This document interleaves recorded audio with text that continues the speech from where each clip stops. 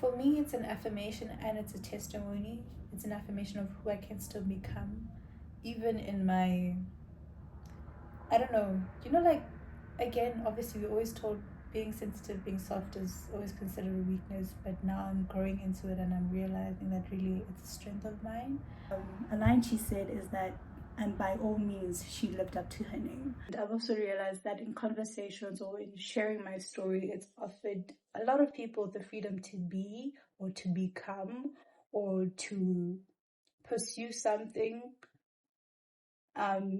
without having it all figured out or looking the part exactly. By the way, Jiggy's into by Zonka starts playing. Voices in my dreams telling me where I should go. Saying over here. I can't sing, but like, yeah, saying over here is where I wanna be.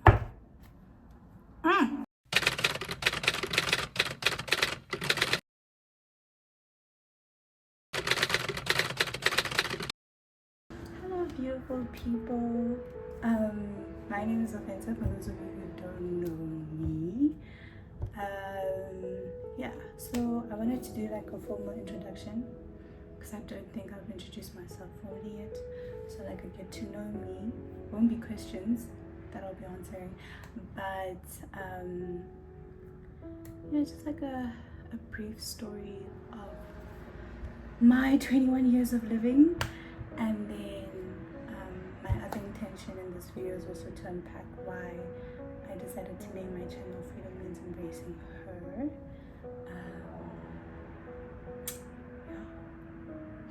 Okay, so starting off, okay, my name is Ofense, but fun fact, is it a fun? Yes, it's a fun fact. I very much love, it's like my favorite little story. I had the opportunity to change my name at the age of 9, right? So my previous name was Mbuseng, Lebogang Phole. Right now, my birth certificate just says Offensive Phole, that's all it is. My mom said she forgot to put in the Lebogang, but I think it's like, girl, how'd you forget? You're lying, you don't want to put it there. Either way, so the reason why my parents decided to change my name was for okay, so I was named after my grandmother, so my parents essentially just wanted to, I don't know, like, basically they just didn't want me to inherit her life. That's what they said, for those of you who understand what I'm saying spiritually. Yes. So yeah, so how the story goes is that it was in grade 3.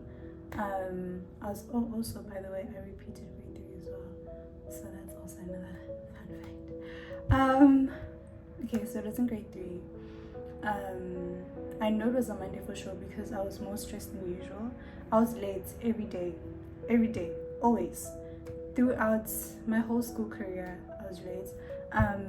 Even in high school, and I wholeheartedly blame my mother. I wholeheartedly blame my mother. But anyway, so yeah, I know it was a Monday because I was more stressed than usual, because on Mondays I knew that I didn't just have to hide and wait for lineup to finish and then quickly go join my grade. I knew that I had to walk into the assembly hall alone. Yeah, so that's how I know it was a Monday. But either way, so my mom then decided that, this is the best time to tell me this. She told me that, listen, we want to change her name, here's why. And then I myself thought it was the best opportunity for me now to be called Beyonce. Like, I was like, okay, I'm gonna jump on it, I'm gonna take it, it's mine. No. Mom was like, okay, no, we have 3 names that you're going to choose from. So it was Leshogonolo, Kiabetswe, and Offense.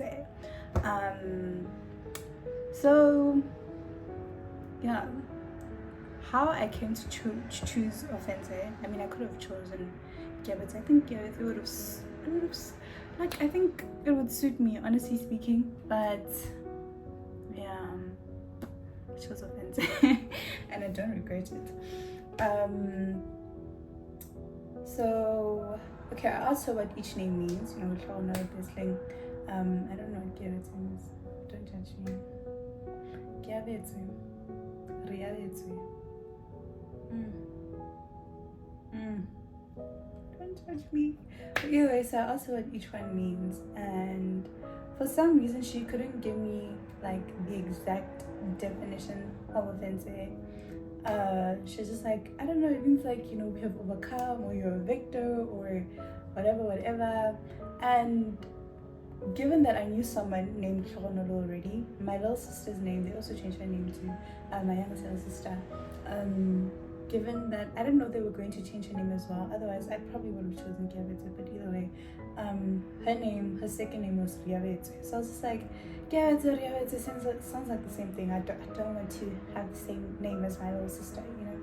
So yeah. And then Tlhogonolo blessing. Oh, I had a friend. I had a friend called Tlhogonolo. So just like, you know what? I'm not gonna do this. I'm not gonna be someone else. So I chose offensive because I thought it was a unique name. To my dismay, in grade 4 onto intermediate phase, there was someone in grade 7 named Offense as well. I was like, damn, I thought it was special. Turns out I'm not. Turns out Offensive, and I was saying, was essentially as special as it got, because I don't think to this day I've met anyone named Offensive besides my younger self and my paternal grandmother. So yeah, but also I very much cherish that gift even now, and I think I'll continue to cherish it as I grow up, because each time I always think of it as, you know how God renamed Abraham, like Abram to Abraham, yeah, and how he also renamed, who do you call this, Saul to Paul, right? So for me, I don't take it lightly. I mean, in my childlike mind and how I came to the decision of offense is kind of like silly, but I'm like sharing with you. I don't know, I really like that. I feel like God was just saying, you know what, like fresh wind, or you're starting over again, or I'm giving you the opportunity to speak over your own life, you know. And it's carried me in first year when I didn't get into medicine, and the whole time I told myself that, you know what, my name is Offense and I am an overcomer, and that is essentially what I'm going to do. I'm going to live up to my name. And that is a concept that I learned from my personal favorite girl, woman, phenomenal woman, Nomzamo Mbata. So it was actually, this story dates back to grade 12, yes. We had like an assignment, I think it's called a GTR. I don't know what it stands for, but GTA, GTR, and GTA. Anyway, yeah, and essentially we had to conduct an interview with a woman we most admired, and then write a speech about her. And you know, I can't really conduct an interview with Nomzamo Mbata, so instead I decided to watch like her speaking engagements, and as well as her interviews. And there was this interview that honestly stood out to me, and it's also been an interview that I've revisited like a number of times, a considerable number of times. Yeah, it was conducted by Pomadiadia on Zaziwa, right? And essentially at the end of the interview, Pomadiadia asked her, in the years to come, when people say your name or think of you, what do you want your legacy to be? I don't remember what she said surrounding what stood out to me, but the whole answer was beautiful. But a line she said is that, and by all means she lived up to her name.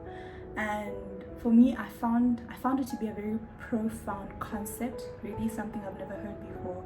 And also in time with the fact that I got to rename myself, I'm like, girl, you get to live up to a name that you chose for yourself. Do you realize the power you possess, darling? And yeah, it's something that's grounded me and continues to do so. So yeah, the sun is doing the most. Okay, anyway, yeah, so me not knowing what Nomzamo means, because I'm not Zulu and I don't quite understand it, and I'm learning that it's going to be a language barrier going forward in my profession, in speaking to patients or trying to conduct a history. It's going to be a challenge. But I should okay. Yeah. Then I translated and I was like, Namsa means resilience, and I was like, oh my goodness, that is so beautiful, honestly. And also just reflecting on her entire interview, where she spoke about being proactive and, you know, just being a person who seizes her dreams or who doesn't succumb to failure. I was just like, damn girl, you really are a living testimony, and that's something that I also want for myself, essentially. So yeah. All right. Okay, so speaking on matric, I did matric when COVID hit 2020. That was me doing matric from home. It wasn't the friendliest environment. I definitely didn't. It wasn't pleasant. It really wasn't pleasant. And so hence when I conducted that interview and what she said, I really just held on to it for like the remaining months of my matric year. And yeah, because I was just like, Fancy, you just have to keep pushing because you need to get into medicine, you know, all of that. And unfortunately I didn't get into medicine, but I didn't let it, you know, derail me. I still held on to what she spoke, and I still declared it time and time and again. I'm a girl. My love language is affirmation.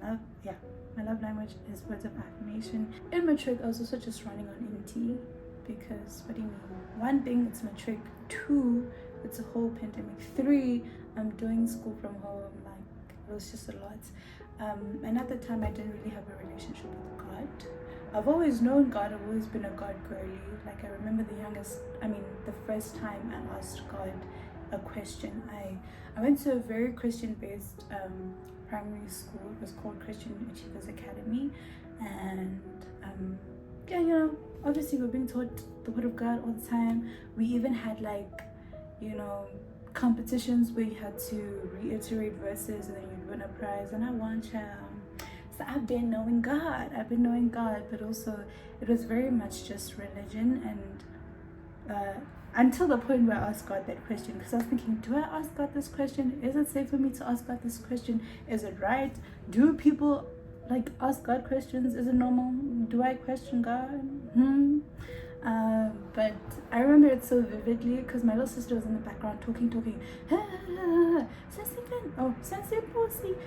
my name was Pussy at the time. And she was very talkative, right? So obviously I was like in my head, and her voice kind of like muffled out, and I was still debating with myself, do I ask this question, do I not? And I just threw it in the air. And in the years to come in matric, that was also something I was battling with God. Yeah, I was battling it out with God still, like, why? And at that point I was kind of like, you know what, I'm kind of tired of asking, or I really don't want to stress myself concerning that matter, so I'm just gonna let it be. And also I think I also grew up in a very religious home as well, so like intimacy with God wasn't really stressed, and for that matter I found myself drawing away from God because I was just like, I don't know, it feels like your people, not defaming anyone, but we can do a whole lot more in making disciples of many nations if we learn to be people, you know, with more compassion and love, you know. And I think also that roots from your own relationship with God. If you lack intimacy with God, if you can't say for sure that, you know what, God is my friend, then do you really have intimacy with God? And it really, you project it onto other people, and people have this, they bear this image of God that's just very, I don't know, it's not giving warm, it's not giving loving Father, it's not giving God of grace, it's not giving God of mercy, you know. It's giving what the devil does, essentially condemn. And that's not what God does. God does not come to condemn. And I think I realized this later on, December of matric, so after I was done, I written my exams, whatever, I had gotten into contact with my cousin, and she was always posting about God all the time. And I didn't know her to be someone who was fond of God in that way. So I was just like sitting, admiring it. I was like, oh, that's so beautiful. And also how she spoke of him. And I think also that's when it just registered that God is love. The way she spoke of him, the way she herself conducts herself with people, it just reminded me that God is love, and so from then I was like, girl, listen, me and God, we've been what do you call this, between a rock and a hard place. And I'd very much like I don't know, I'm trying to rebuild my relationship with God, and I'm not sure how to go about it exactly.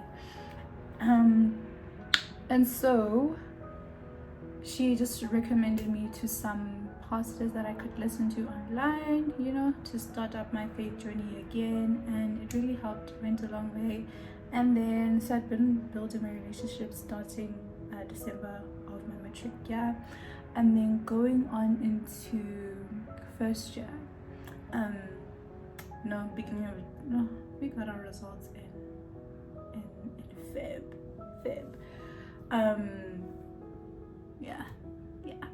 Heartbreaking news, very heartbreaking. Didn't get into medicine. Really, my marks just came out, and when my marks came out, I knew that, girl, you're not going anywhere.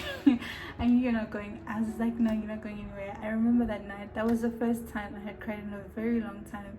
And listen, I had been needing to release my whole matric year. Like, there are times where I tried to cry and I just couldn't cry. So it was really, I felt like when I said I was dead inside, I was running on empty. I really was. Like, it was really bad. But I always look back and I'm like, God knew what he was doing. He's like, I need you to let go of your burden, Spencer. I need you to build intimacy with me before I give you this degree. Because one thing about varsity in general, I really don't think you can do it without faith. I think faith has been something that has rooted me time and time and again in my varsity journey, and my varsity journey is very long, especially in second year. Second year was very rough for me, but I can tell you for sure that God carried me through, and it's a testimony for another day if you ever want to hear it. But either way, going on to what I was saying, I don't remember what I was saying. What I was gonna say.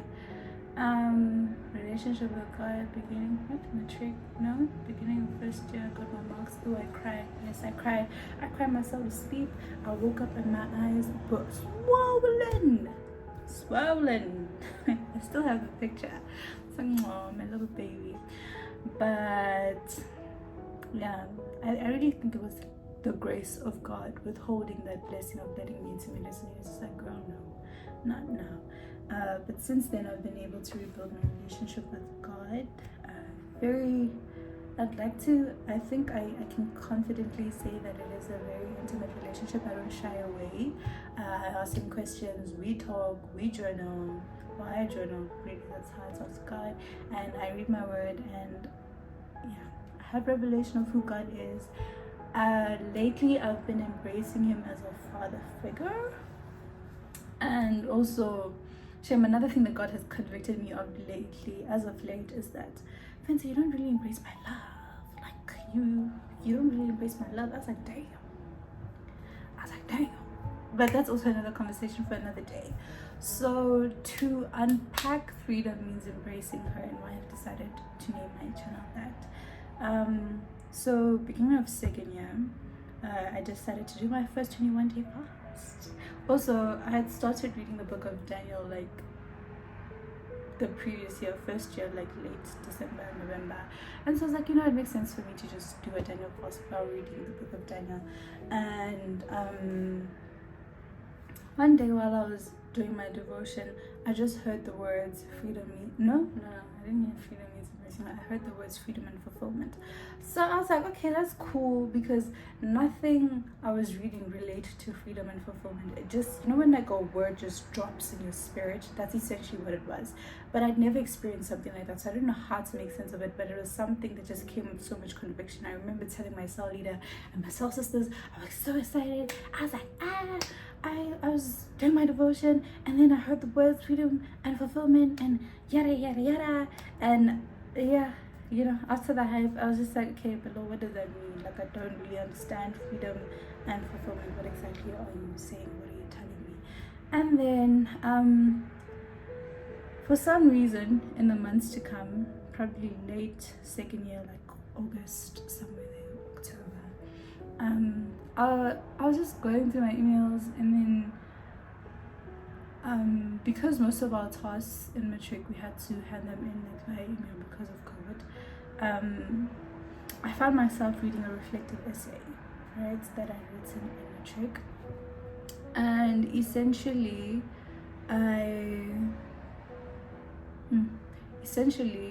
in that, yeah, in the reflective essay, I just spoke about, you know, being, you know, a husband, daughter in an African household, and being a person who's actually very sensitive, and how that wasn't a conducive environment to my growth from my perspective, and how I felt it to, what did I say, limiting, but yeah.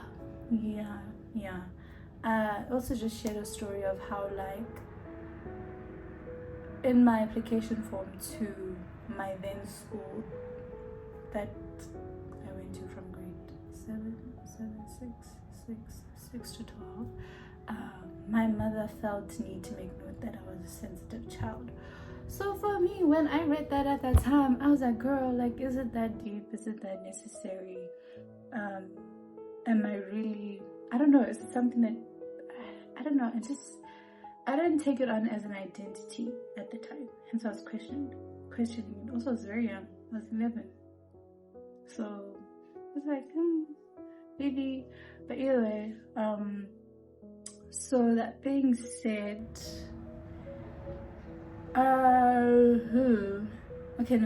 growing up, I've always been the shy, quiet, reserved, polite young lady who has a lot of potential. It was something that was reiterated time and time and again. It was really annoying. Yeah, it was really annoying. It was very soft and sensitive and da da da and in honesty, that is who I am. But those words tend to hold a very negative connotation. Well, that's what I think.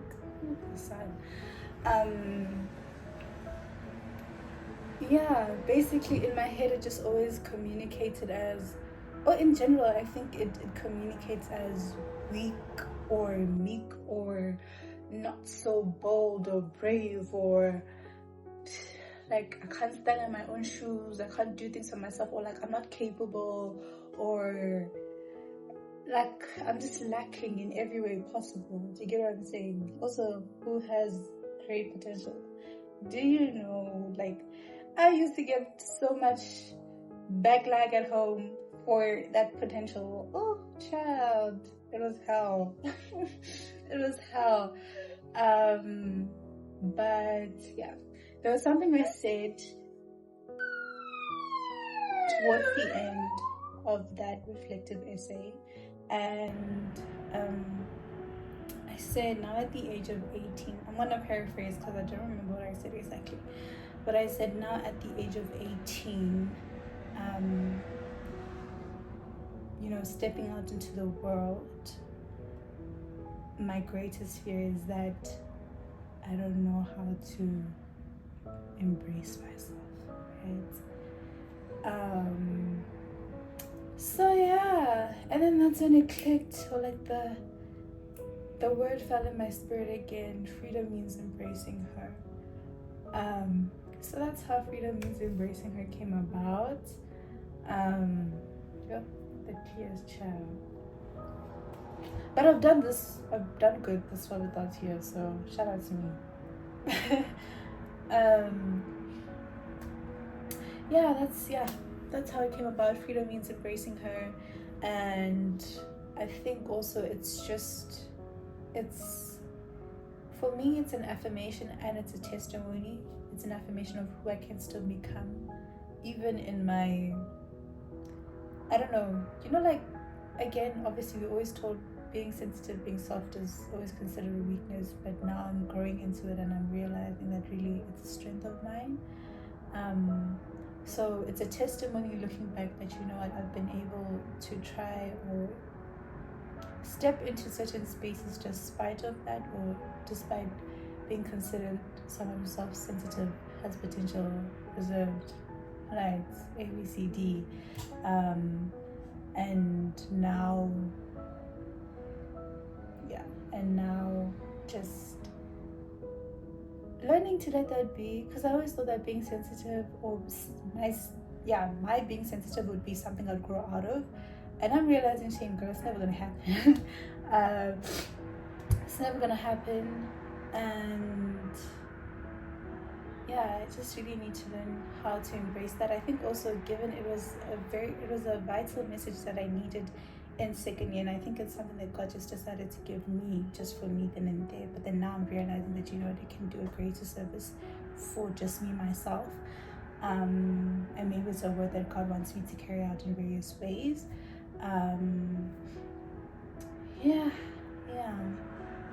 Because I think I had kind of like an identity crisis in second year, or I was just comparing myself a lot, so that didn't serve me well.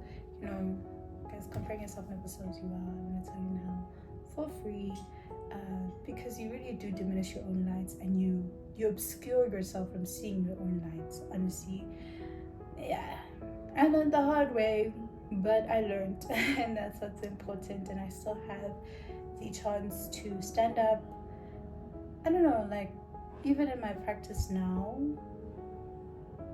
not me saying my practice like I have some sort of practice as a professional, but like in my day-to-day life, I'm very mindful of not comparing myself, whether it be to my friends, to someone on social media, to my colleague next to me, to whoever. I don't play like that. And that's also because in that, I think the her for me stands to be the identity that God has given me. Learning to embrace that identity, that, listen, this is how I formed you. Like God formed me. He knew me when he held me in my mama's womb. So God essentially just saying, embrace that identity. It doesn't make you lesser than. It does not make you worthless or not worthwhile, because you are identified in such a way. I'm learning to embrace it as a gift. I'm learning to also change the narrative of how these words, tend to be perceived. I'm not incapable. I'm not weak. I'm not small.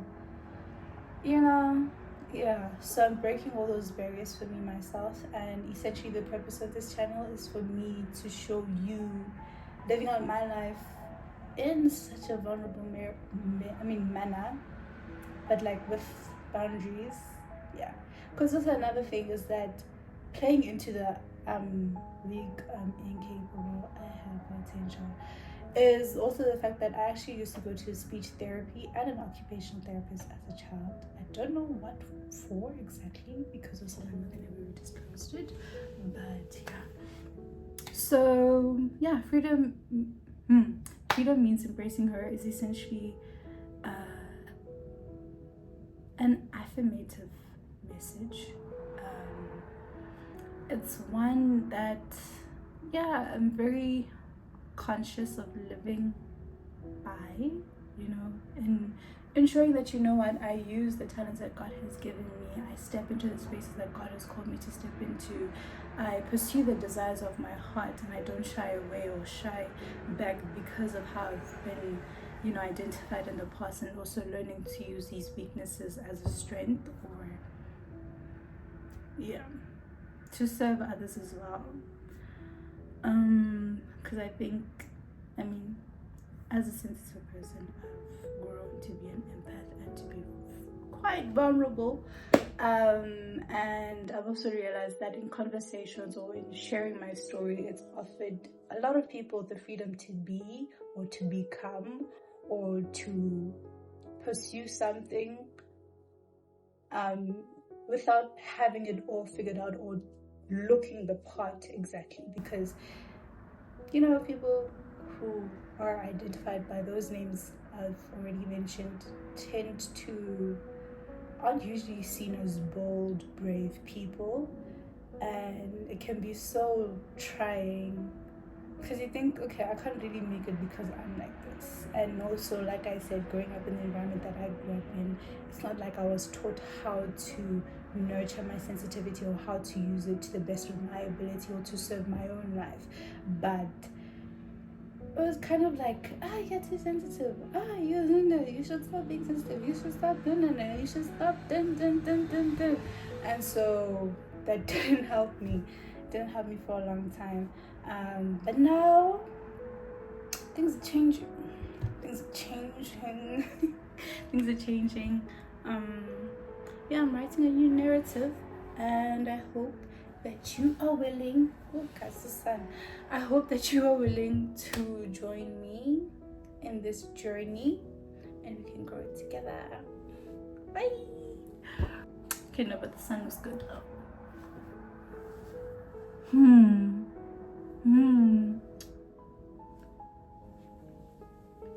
By the way, Jiggy's into by Zonka starts playing.